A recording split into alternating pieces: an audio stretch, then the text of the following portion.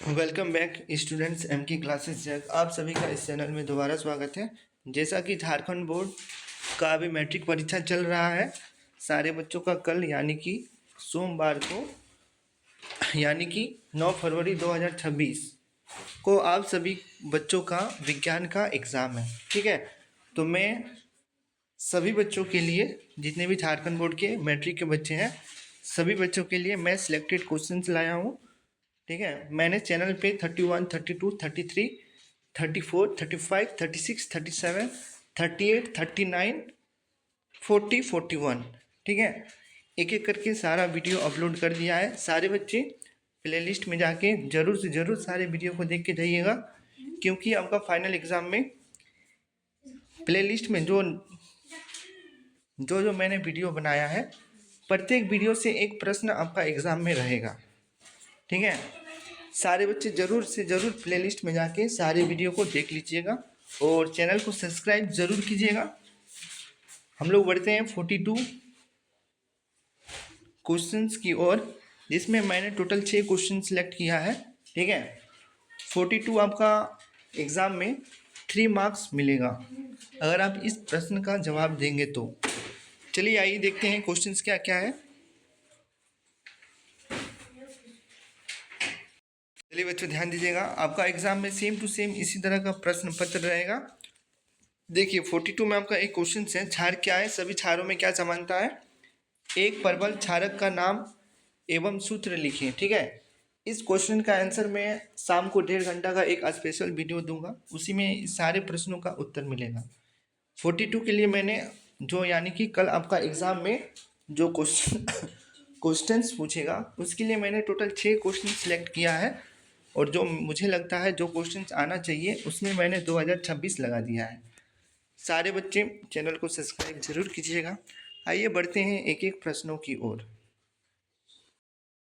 चलिए सारे बच्चे ध्यान दीजिएगा, क्वेश्चन है आपका विरंजक चूर्ण किस प्रकार बनाया जाता है, विरंजक चूर्ण के 3 महत्वपूर्ण उपयोग लिखिए। ठीक है, तो ये क्वेश्चन आपका एग्जाम में आ सकता है। समझ गया ना, विरंजक चूर्ण किस प्रकार बनाया जाता है, विरंजक चूर्ण के 3 महत्वपूर्ण उपयोग लिखिए। तो देखिए इसका यहाँ पे लिखा हुआ है आंसर, शुष्क बुझा हुआ चूना CaOH2 पर क्लोरीन की क्रिया से विरंजक चूर्ण का निर्माण होता है। देखिए यहाँ पे इसका रिएक्शन लिखा हुआ है, आप लोग भी एग्जाम में सेम टू सेम इसी तरह लिखिएगा। विरंजक चूर्ण का उपयोग कहाँ किया जाता है, कपड़ों के विरंजक के लिए, विरंजन के लिए, रासायनिक उद्योगों में एक उपचायक के रूप में। तीसरा पॉइंट है आपका पीने वाले जल के जीवाणु से मुक्त करने के लिए रोगाणुनाशक के रूप में। सारे बच्चे समझ गए ये क्वेश्चंस को। अब चलिए हम लोग आगे बढ़ते हैं 42 का अगला क्वेश्चंस की ओर। चलिए बच्चों ध्यान दीजिएगा दूसरा क्वेश्चंस की ओर। 42 का दूसरा क्वेश्चंस ये आपका फाइनल एग्जाम में आने का पूरी संभावना है। ठीक है, सारे बच्चे इस क्वेश्चंस को जरूर याद करके जाइएगा। 42 में ये आपका आएगा पक्का, यानी कि इसमें हम 2026 लगा सकते हैं।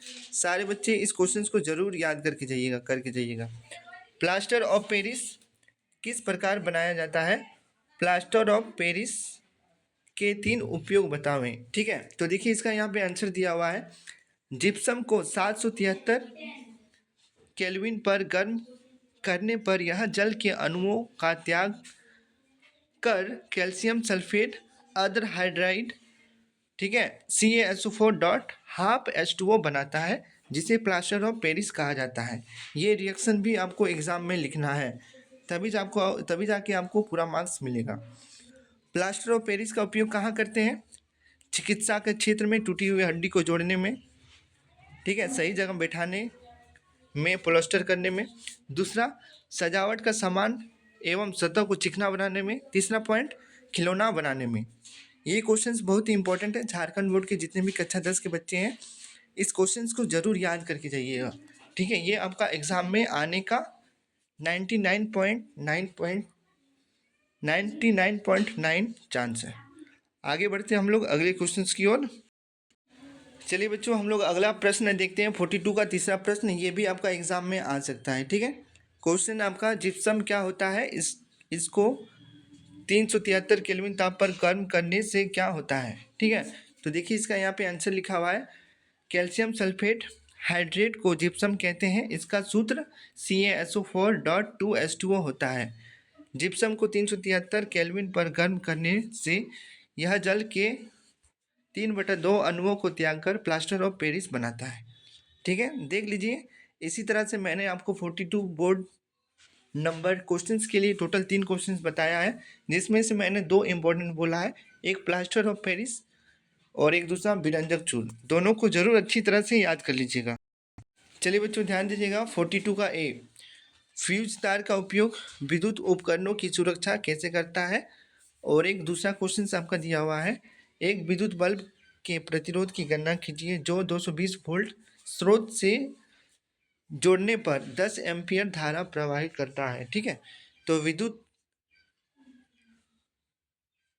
फ्यूज तार का उपयोग, ठीक है, जब किसी कारण से परिपथ में धारा का मान बढ़ जाता है तो फ्यूज तार गल कर टूट जाता है, क्योंकि फ्यूज तार का गलनांक प्रतिरोध परिपथ में लगे विद्युतमय तार से कम होता है। फ्यूज तार के टूट जाने से परिपथ भंग हो जाती है और विद्युत उपकरण नष्ट हो जाता है। ठीक है, चलिए बच्चों ध्यान दीजिएगा। फ्यूज तार के टूट जाने से परिपथ भंग हो जाती है और विद्युत उपकरण नष्ट होने से बच जाता है। ठीक है, देखिए दूसरा का यहाँ पे सॉल्व दिया हुआ है।